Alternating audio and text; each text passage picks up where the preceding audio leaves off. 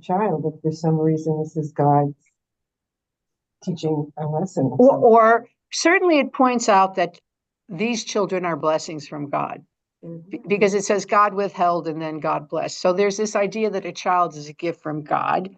But I think, and this is my opinion, but it makes sense to me also, this was written in a time where there were fertility cults all over, goddess cults, fertility cults of, worshiping goddesses. And it was sort of saying they're not going, that kind of fertility is not what we believe in. We believe in, blessings from God, and don't start worshiping these cults or these goddesses, which the women did. We know they did. Jewish women. Oh, they weren't even Jewish. They were Hebrew. They weren't even Israelite yet. They were Hebrew, or they were all women. And so it was kind of like pointing out that fertility cults don't work, that they don't work. So again, idols for worship. Exactly. I think, a lot of times I see things in the Torah. I mean, I knew this, but I forgot it, that the Philistines worship the pig. And we have pig is like taboo and considered unclean in Judaism.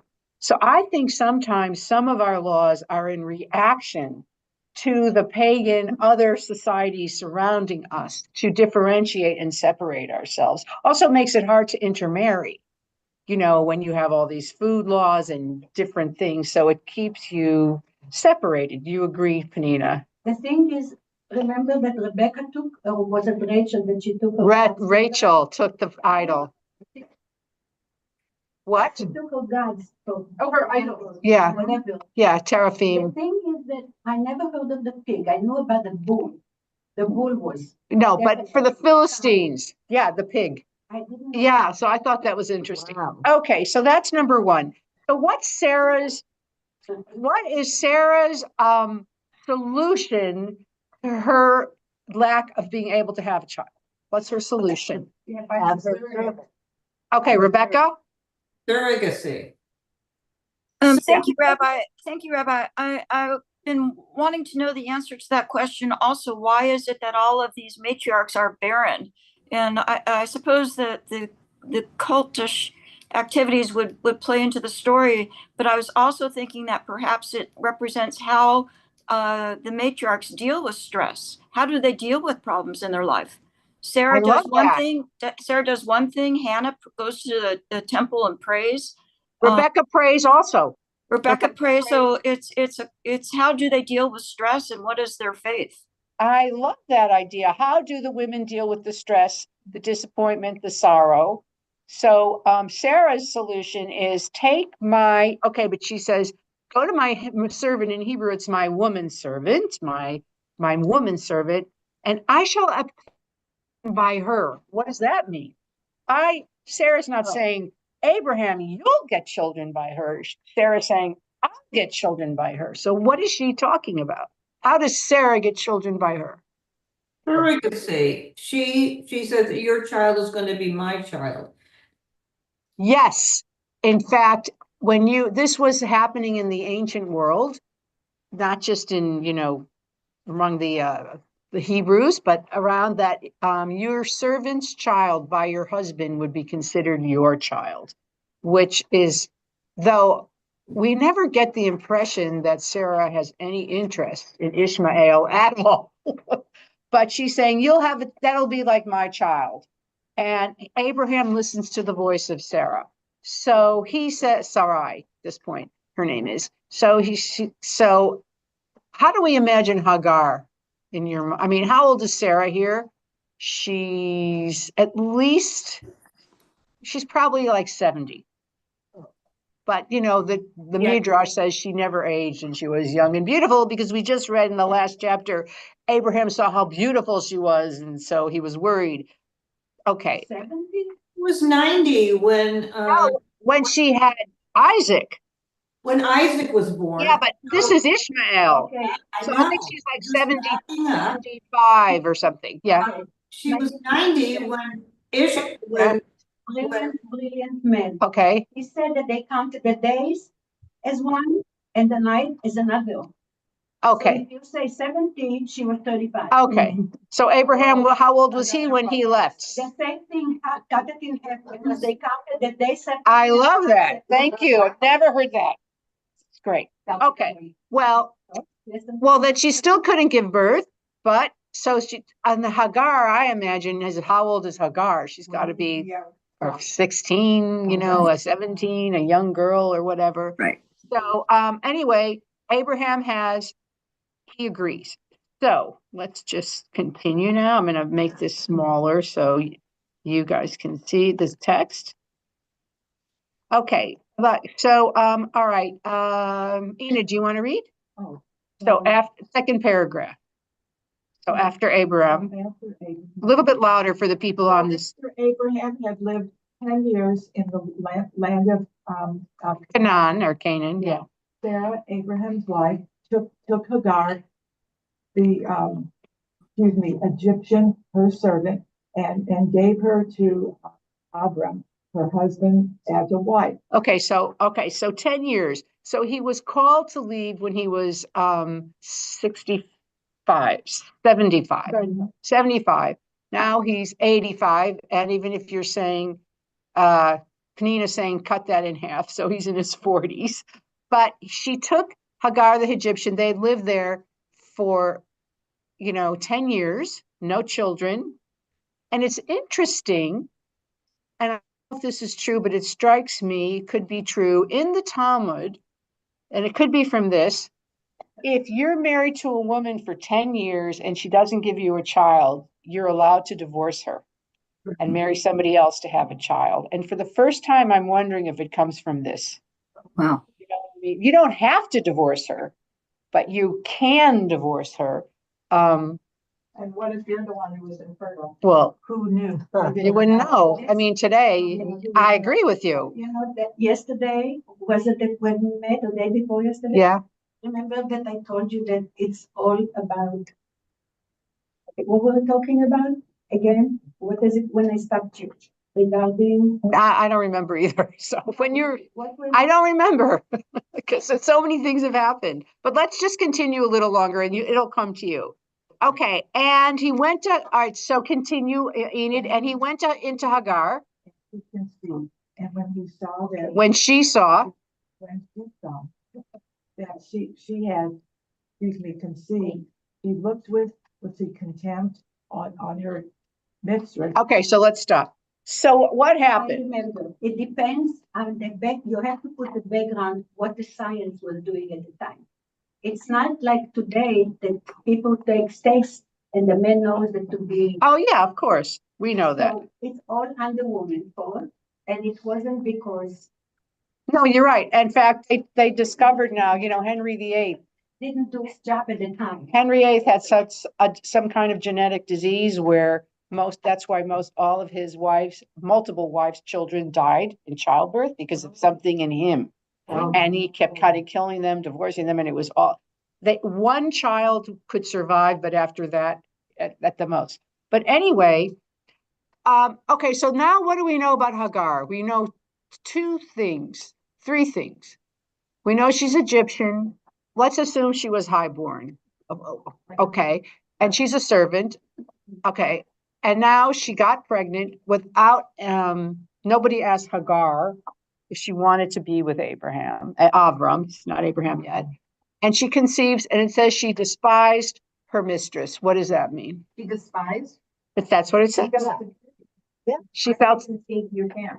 exactly. Right. I have a child because that was, whether we like it or not, the sign of, success. Your children, your fertility, your ability to give children. And also, as I mentioned, it was a terrifying experience because so many women died in childbirth.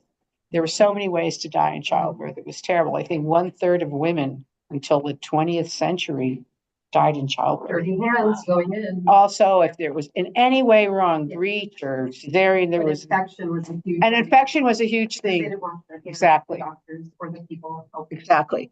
So she despised her. Now, okay, and we're gonna examine this relationship in a minute, but I want to move on. Susan, I want you to read this because this I find so interesting.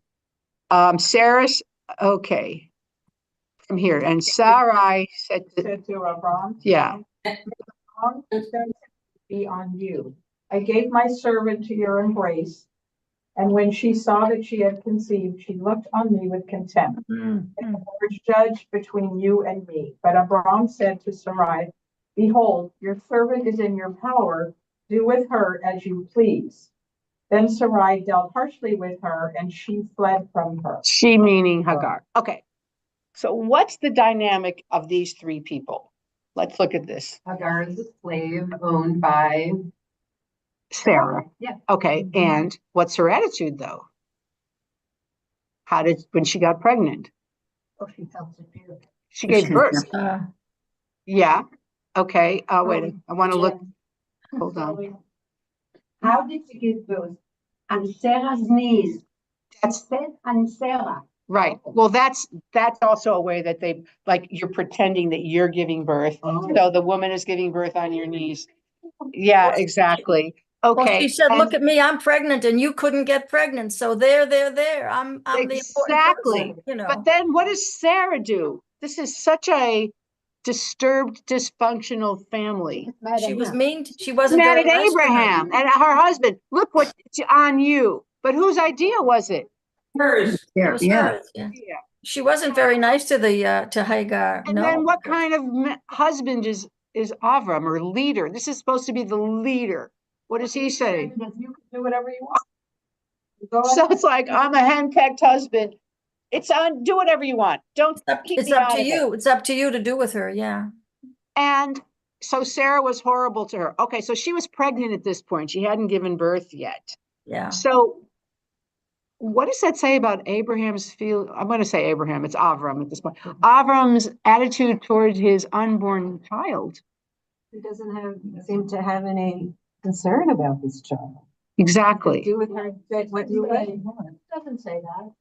It says, do what you want with the servant, and That has nothing to do with it. but she's pregnant. But she's It might be an out of sight, out of mind in his mind. But well, she was so horrible to her that Hagar ran away. We don't see Abraham going after her or bringing her back. she ran away after she.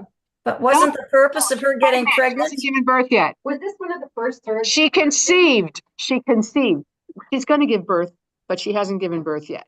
She conceived. Wasn't You the look at purpose this for her to have a text child with Abraham? To I'm give sorry, him a what? child? Wasn't Did that she the have reason? did she have a child with Abraham? Remember that guy Isaac?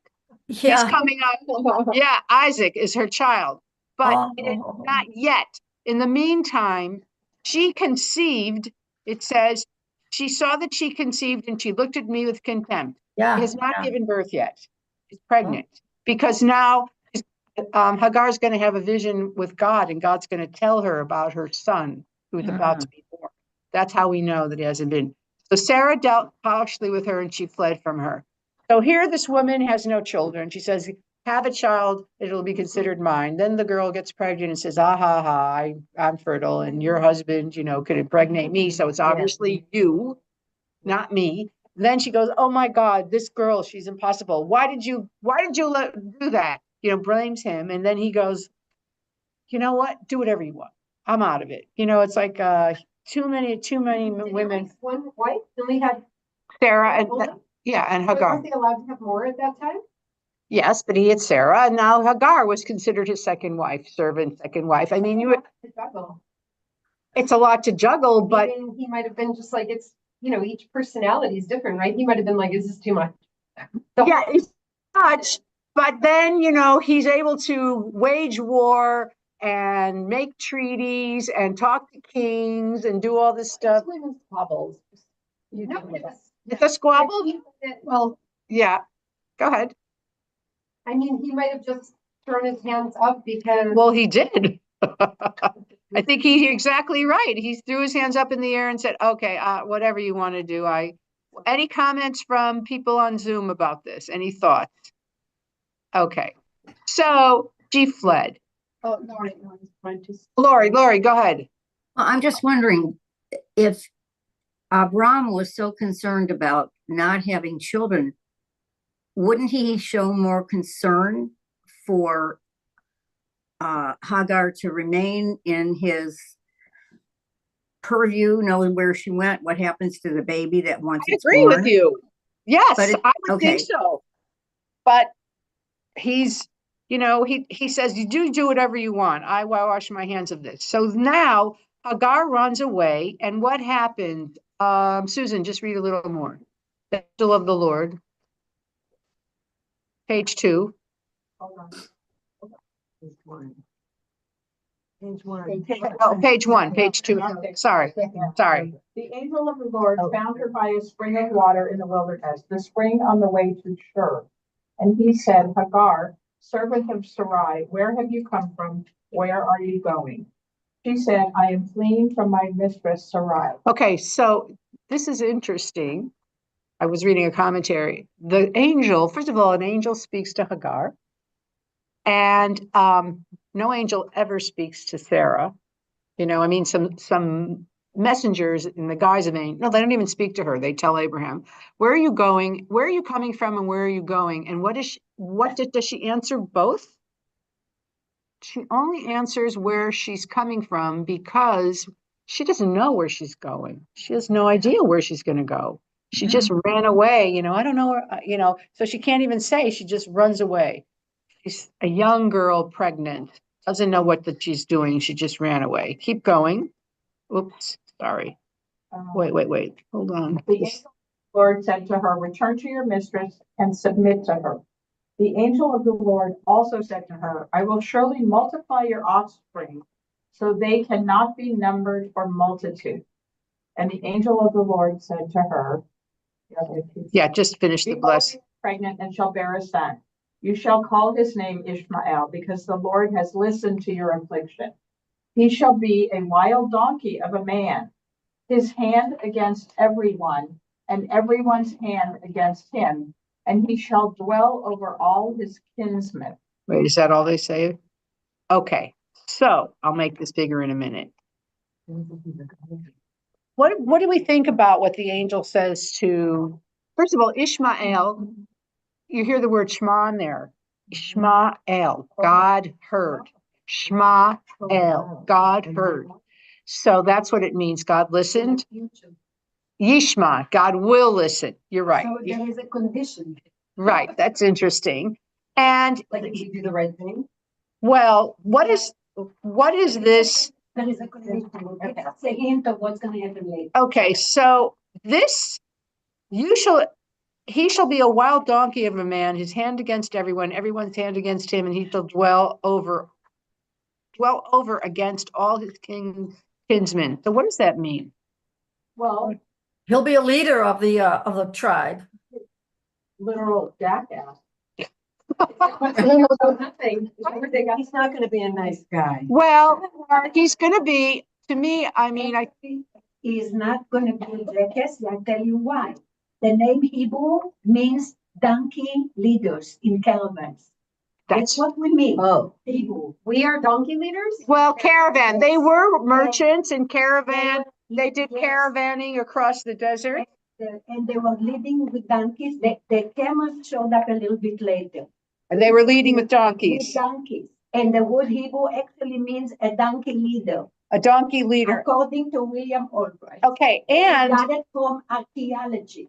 it's fascinating. And also, if we get there, chapters ahead, when the brothers sell Joseph into slavery after they take his coat away and they throw him in a pit, they sell him to a caravan of Ishmaelites. Oh, Ishmaelites. wow. So, but I don't know. I think of him like one of those Bedouins, one of those guys who rode on horses and rode the desert, Sure. Lawrence of Arabia, but all those. Yeah, but he's going to be, God has listened to your affliction. God has heard you, but go back. Why do you think he said go back?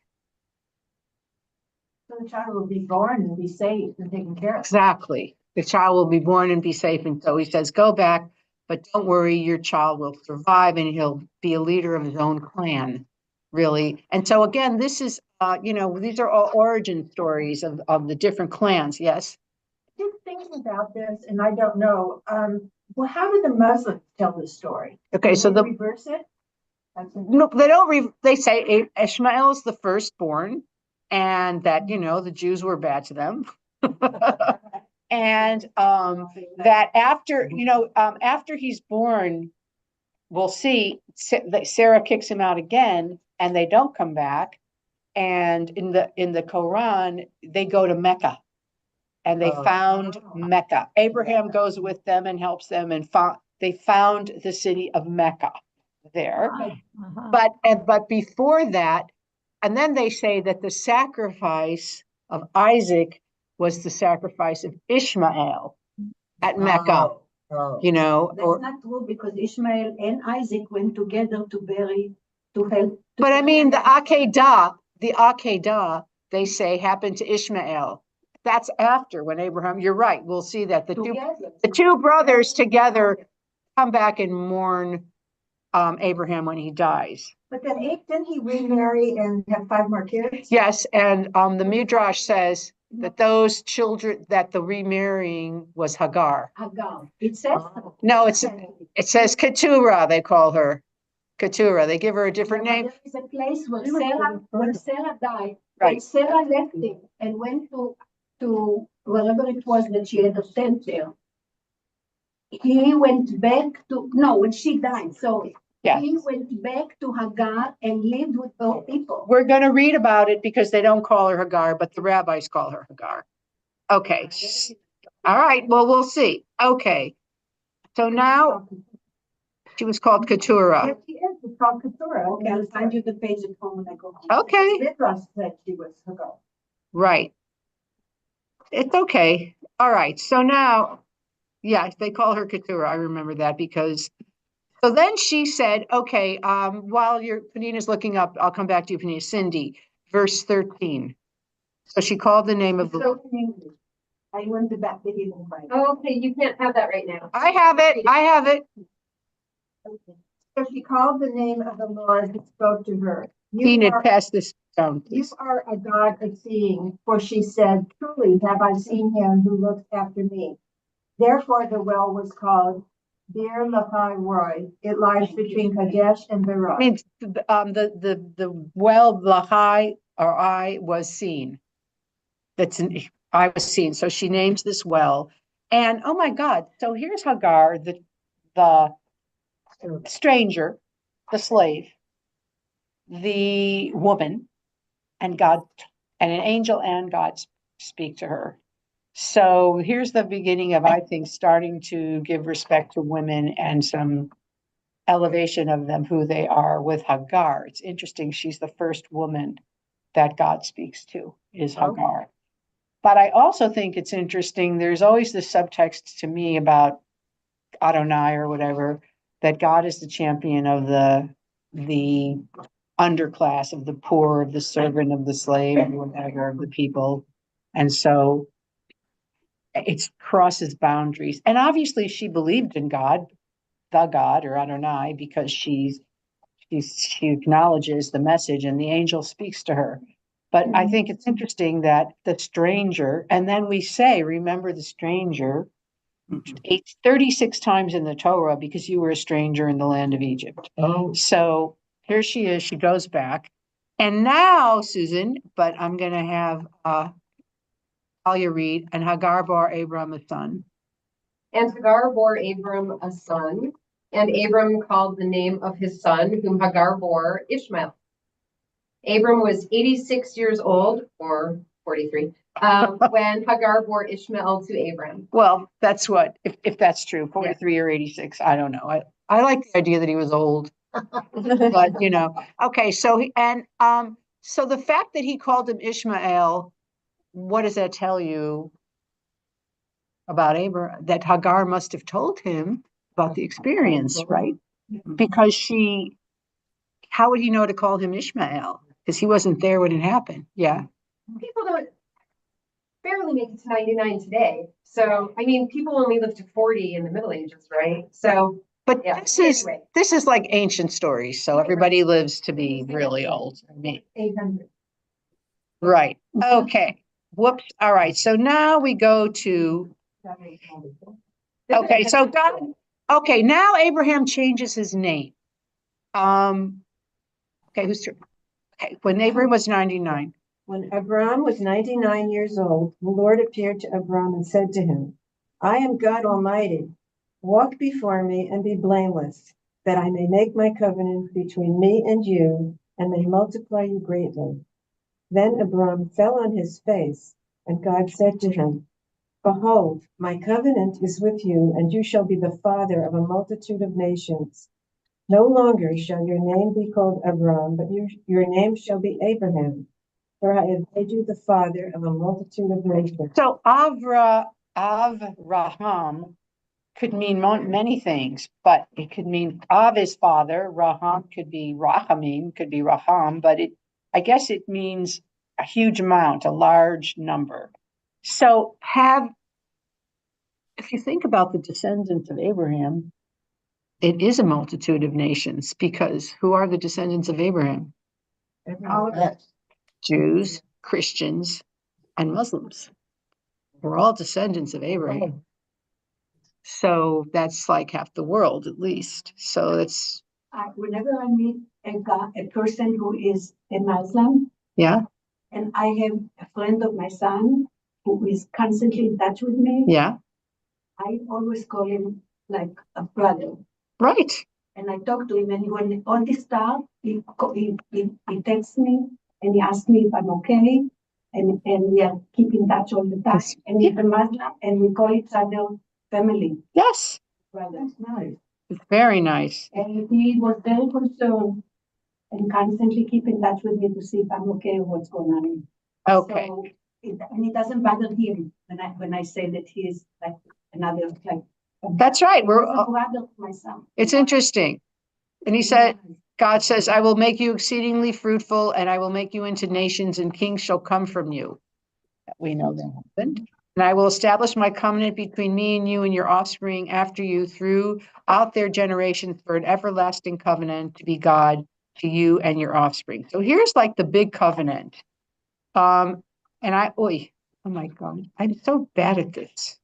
Switching back and forth. I don't know what the hell I'm doing.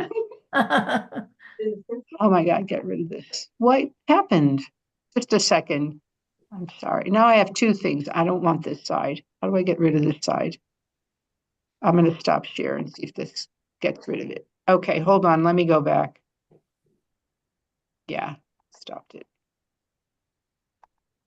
No. How do I do this? Do you know? Yeah, go back to where you were. Yeah, but Just split into two. just continue reading it. It's on another line. That's all that happened.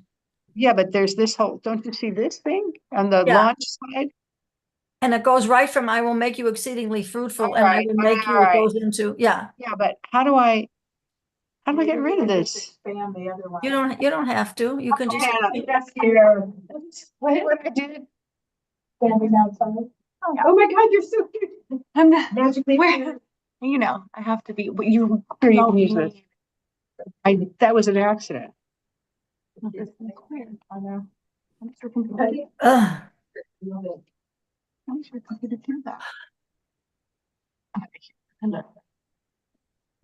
Try to move. I'm like cross-referencing things here. And, just delete it and repost it. All right. So, You just hit that right Yeah. there. all right. There you go. So, and I will be God to you, and I will give you and to your offspring after you the land of your sojourning. So here it is, all the land of Canaan for an everlasting possession, and I will be their God. So here we go. This is the first time this is the land, the indigenous people of the land giving us this land, this ancient land, though there are other people living there too. But here it is in the story, this ancient story. Okay, now let's just move on to Mickey. To 9. Yeah, 9. Wait, this is all. Oh, yeah, go ahead. And God said to Abraham, As for you, you shall keep my covenant, you and your offspring after you, throughout their generation. Turn it off. Why? Just turn off the whole phone? Turn off the sound, that's all. There you go. Go ahead. This is my covenant, which you shall keep between me and you and your offspring after you. Every male among you shall be circumcised. You shall be circumcised in the flesh of your foreskins, and it shall be a sign of the covenant between me and you. He who is 8 days old among you shall be circumcised, every male throughout your generations, whether born in your house or bought with your money from any foreigner who is not of your offspring. In other words, you're slaves or servants. Yeah. Whoops, go ahead. Both he who is born in your house and he who is bought with your money shall surely be circumcised. So shall my covenant be in your flesh, an everlasting covenant. An uncircumcised male who is not circumcised in the flesh of his foreskin shall be cut off from his people. He has broken my covenant. Okay. Why would circumcision would be a covenant? Okay, let's stop sharing so I can see everybody. The Hanukkah story, when at the beginning of it, when the Jews were kind of assimilating, they were trying to uncircumcise. That's right. Because of the nudity Right. of Jews. Right. Okay. Anyone at home too? Why, Rebecca? Yeah, it's amazing. Does it differentiate them from Ishmael? Ishmael was not He's going to be circumcised. circumcised too. He is? Yep. Okay. He's not. There is no Isaac yet, but he's about to circumcise Ishmael because Muslims are circumcised. By the way, they're circumcised Later. They used to. They don't anymore. My friend who's 50 had it done at 13. Yeah, Isaac is circumcised. I mean, Ishmael's circumcised at 13. We'll see. However, I was talking to, well, it was a oral surgeon or something, and he a root canal doctor, and he was Muslim. I said, "Are you Muslim?" I said, "Yeah." I said, "I have a question. Do you circumcise your children?" And he said, "Yeah." And I said, "When?" And he said, "We do it in the hospital when they're babies." Oh. But I think, just like Reform Muslims, just like Reform Jews, Yes. So Indigenous Native Americans do a skin thing on their back. They put like these loops through and they walk around till the skin breaks. And that's like their way of giving back to the gods and being like humble and also giving back. Isn't that possibly something? So I have a theory, but I'm curious what your idea could be. Why, again, to me, Yes. It's the fertility for worship. Oh. It's like you're not going to be worshiping the sexual gods and the fertility gods and whatever. You're going to take a little bit off and give it to me, and not devote yourself to this fertility cult. But then there's also the cleanliness, because then they didn't take that. They didn't know about cleanliness. I mean, also it's like, But if it's gross and they know where that grossness is coming from. they said so many people bathe like once a year. No, They bathe. Did you ever see Shogun or read Shogun, where the English guy hasn't bathed and he's like clean. He bathes once a month, but people didn't bathe. Their teeth were black. They were just. I mean, France. To read about why do you think they invented perfume? Because people stunk like unbelievable. You're amazing. I love you. What? I said, you're a blessing by George Fenway. I love you. Okay, thank you. So anyway, I think it has to do with something in opposition to the fertility cult and the gods. What? Yeah. But that's amazing. I mean, that it's, that's, Because there are all of those You're creating a relationship. statuettes and, nation cults. yes, They had a lot of phallic symbols. that's right. Yeah, so it's a good. And it's not unique to Judaism, because like Christmas, they show like the crowd of Christ or whatever, that it was like summer was his birthday. But because the pagans were like, we'll celebrate Jesus, but then they would still celebrate the winter solstice. So they moved Christmas on top of it to squash it out. So Exactly. these might be things to like squash I think out. things are in reaction, but it's such a dramatic thing to do. Cut your, This Native American ritual of I can't remember what it's called, but where they literally put like hooks in their skin in the back, and they carry like all these bones around in a circle, and the kids will sit on the bones until their skin breaks. I mean, yeah, But I mean, that's now. right. That's today. So, I mean, there's some things to connect to your God, but I think each thing symbolically, and the fact that it's your genitals, and there was so much fertility and, phallic worship in the ancient world, that this was a way of like saying, we don't worship the penis. I found it. Okay. He went to live with the people of Canaan. Yeah, but Now- what's her name? When he was done with it, after he The question was her name. buried Sarah, Yeah, okay, he went back to live among the Canaanites. right. But the question, what was her name? What was Hagar's name there? It wasn't Hagar. They don't mention. Yes, they her do. name. I'll show you after. Later. Okay, all right. He said But- that he went to live with them, and Okay. and when he was looking for a bride for his heart, he told his Right, right. Eliezer, he told him Go, go. make him marry a woman like. We're like gonna the read all of people this, Penina. Canaanites. We're gonna hit that. We're gonna get there. So, But we're not there yet. yeah, No, but we'll talk about it. Her name. That was it. Okay. Let's leave it. So, Mickey, did you read? I did. Okay, so, Claudia, oh, no, sorry. No. Hold It on. stopped Where's at my 15. people? Yeah. Wait, I did stop share. I want to go back to share. Okay. Rebecca, then Lori, then, Okay, I'm looking right here. okay, And it Rebecca, says 25. Abraham went on and took a wife named Keturah. right, right. That's Okay. right. Okay. In the Hebrew, it says Keturah. Yeah, but then the rabbis say, but she was Hagar. So that's where you get the midrash. Let's put There. Okay, but you know what? Sarah's just starting her life, so let's not go to her death. Okay, who did I say? Rebecca. And God said to Abraham, as for Sarai, your wife, you shall not call her name Sarai, but Sarah shall be her name. I will bless her, and moreover, I will give you a son by her. I will bless her, and she will become nations. Kings of people shall come from her. Okay, so Sarah, now, that Sarai is my lady or my princess. Sarah is like, she's just princess. It means princess. And so now you can say, okay, she's no longer a possession. She's a woman in her own right, but also a hay in more modern, like in Talmudic times or whatever, or later, is also one of the names of God. So he put hay in both their names, Abraham and in Sarah. There's a H there, a hay. And so it's like there's God's presence in their name as well. God dwells in their names as well.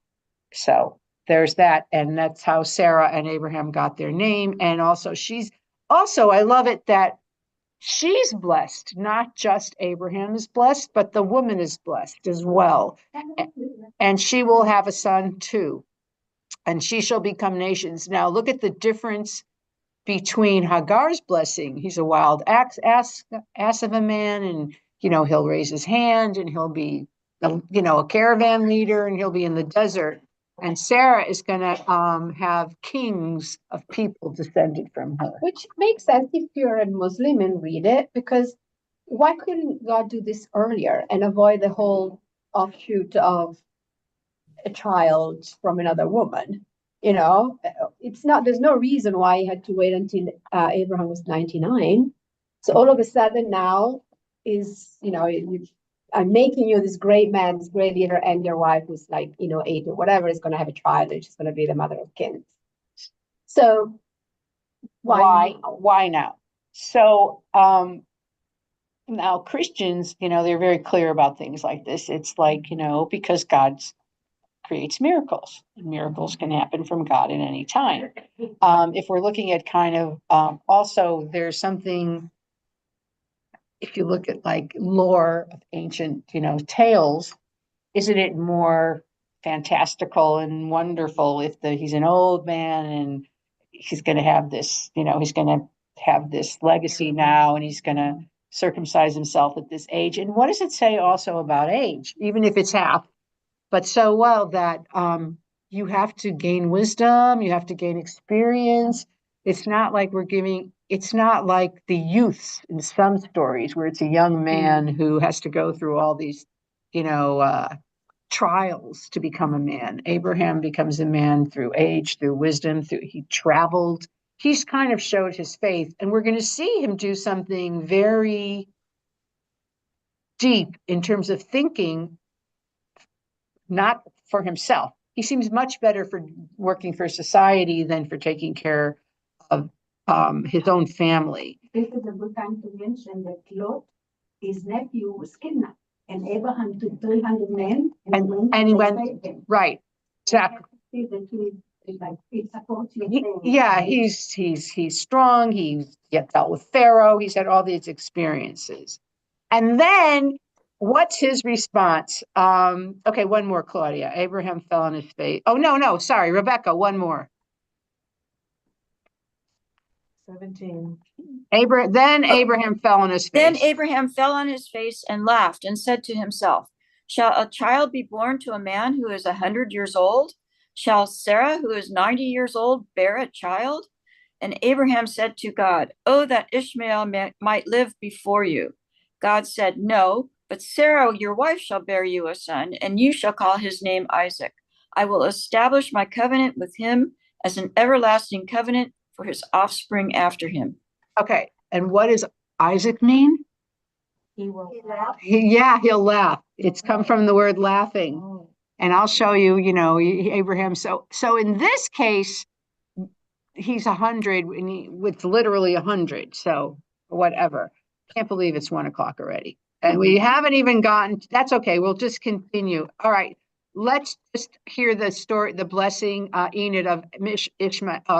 Merle asked for Ishmael. I want to know Merle, who's up on the. Okay, as for Ishmael, I have heard you. Behold, I have blessed him and will make him fruitful and multiply him greatly. He shall father 12 princes, and I will make him into a great nation. But I will establish my covenant with Isaac, whom Sarah shall bear to you at this time next year. Okay, and then I want Susan Ehrlich. Are you still there? She's still there. Susan Ehrlich, are you there? Okay, Lori. When he had finished talking.